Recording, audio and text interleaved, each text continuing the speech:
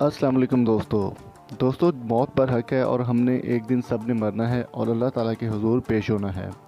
यहाँ पर एक बहुत ही सैड और बुरी खबर आपसे शेयर करेंगे कि इंडिया के बहुत ही शानदार एक्टर, बहुत ही ज़बरदस्त मायनस एक्टर इरफान खान जो है वो पासिस अवे। उनका मुकम्मल नाम जो है इरफान अली ख़ान है और वो मुंबई के धीरूभाई अंबानी हॉस्पिटल में एडमिट थे और कैंसर जैसी मोजी मर्ज से लड़ रहे थे।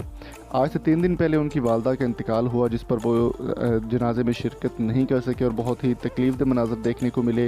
लेकिन इस बात को सदमे को लेते हुए वो भी आज जो है सुबह तकरीबन 10 बजे के बाद जो है वो उनकी डेथ हो गई है और धीरूभाई हॉस्पिटल की इंतज़ामिया की जानिब से भी कंफर्म कर दिया गया और इंडियन मीडिया भी इस बात की तस्दीक कर चुका है कि इरफान खान जो है वो इस दुनिया में नहीं रहे।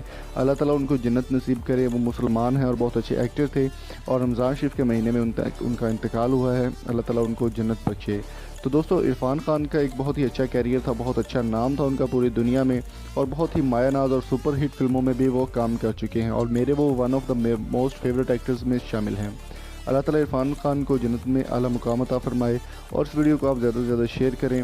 और ये सैड न्यूज़ है हमारे लिए कि इरफान खान जो है वो अब इस दुनिया में नहीं रहे और अब आपको दोबारा उनकी कोई भी फ़िल्म देखने को नहीं मिलेगी। आज से तकरीबन कोई 2 महीने पहले उनकी नई फ़िल्म आई थी इंग्लिश मीडियम, जो कि काफ़ी सुपर डुपर हिट रही और वो उनकी आखिरी फ़िल्म साबित हुई। अल्लाह ताला इरफान खान को अपनी जन्नत में आला मुकाम अता फरमाए और हम सबको अपनी हिफ्ज़ व अमान में रखे।